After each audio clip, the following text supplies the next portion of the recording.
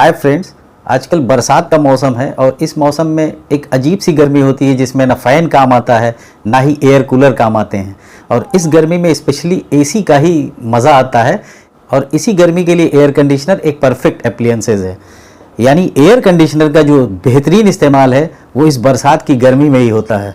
और बरसात वाली भीषण गर्मी में एयर कंडीशनर में एक मोड दिया जाता है, एक स्पेशल मोड होता है जिसे मानसून मोड या ड्राई मोड कहा जाता है। तो एयर कंडीशनर में जो ड्राई मोड होता है इसे हम किस तरह से ऑपरेट करते हैं या ये क्यों लगा होता है और इस मोड में एयर कंडीशनर में क्या वो तब्दीली आती है जिसकी वजह से एयर कंडीशनर कुछ इस तरह से काम करने लगता है कि वो हमें बरसात की जो चिपचिपी गर्मी है उससे निजात देता है।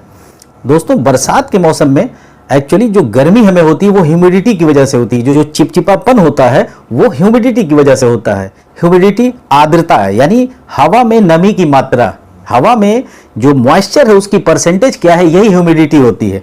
और ये ह्यूमिडिटी 30% से लेके 50% तक जो होती है, अगर इस रेशियो में है तब तो वो हमें अच्छी लगती है। लेकिन अगर ये 50% से ऊपर 60% तक भी अच्छी लगती है, यानी इसको हम बर्दाश्त कर सकते हैं। पर अगर ये 70% या इससे ऊपर होती है तो ये गर्मी अच्छी नहीं लगती और इसमें बहुत ज़्यादा पसीना निकलता है। यही वो ह्यूमिडिटी होती है जिसमें एयर कूलर या रूम कूलर भी फेल हो जाते हैं और फैन भी चल रहा होता है पर हमें कुछ भी अच्छा नहीं लगता, हमें पसीना निकलता रहता है। तो इस ह्यूमिडिटी को मेंटेन करता है एयर कंडीशनर।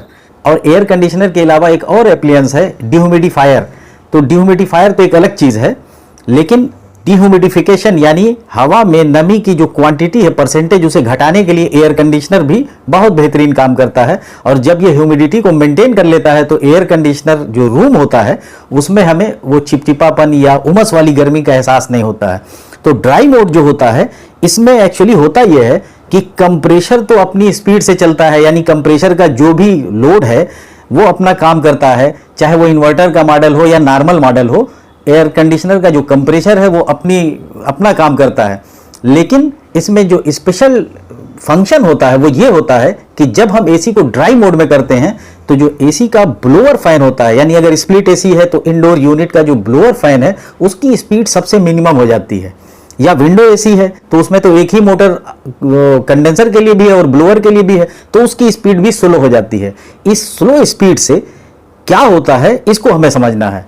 जब हम रूम में एयर कंडीशनर को ऑन करते हैं तो एयर कंडीशनर रूम के अंदर की हवा को अपने अंदर सक करता है, यानी जो कूलिंग कॉइल है उसी से ये हवा गुजरती है। और अगर हवा में ह्यूमिडिटी 70% या इससे ज़्यादा होती है तो ये जो गुजरने वाली एयर है ये कूलिंग कॉइल के फिन से टकराते हुए, इनके जो कूलिंग कॉइल का पाइप है इनसे टकराते हुए अंदर जाती है और फिर ठंडी होकर बाहर आती है।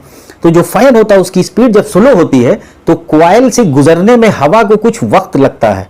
तो कॉइल से गुजरने के दौरान हवा के अंदर की नमी जो होती है वो वहां पर कंडेंस हो जाती है और पानी में तब्दील हो जाती है।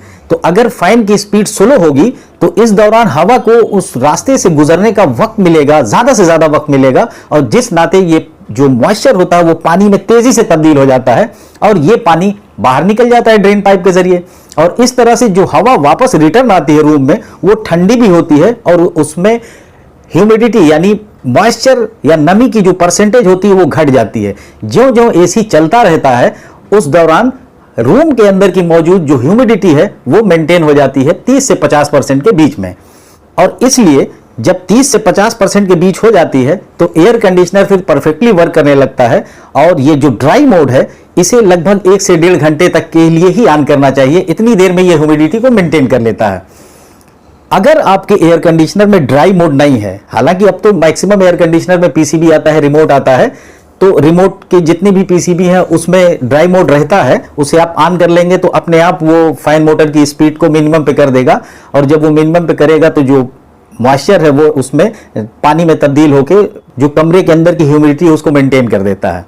लेकिन अगर आपके एयर कंडीशनर में ड्राई मोड नहीं है या आपकी एयर कंडीशनर सेलेक्टर स्विच वाली है तो इसमें आप ड्राई मोड को कैसे ऑपरेट करेंगे, हमें लगता है कि आप समझ गए होंगे कि जब भी बरसात के मौसम में ह्यूमिडिटी बढ़ रही हो या बढ़ी हुई हो तो ऐसे केस में जो फैन की स्पीड है उसको मिनिमम पे कर देंगे और 1-1.5 घंटे के लिए एसी को चला देंगे। तो इस तरह से रूम के अंदर की ह्यूमिडिटी मेंटेन हो जाएगी, यानी 30 से 50% के बीच आ जाएगी।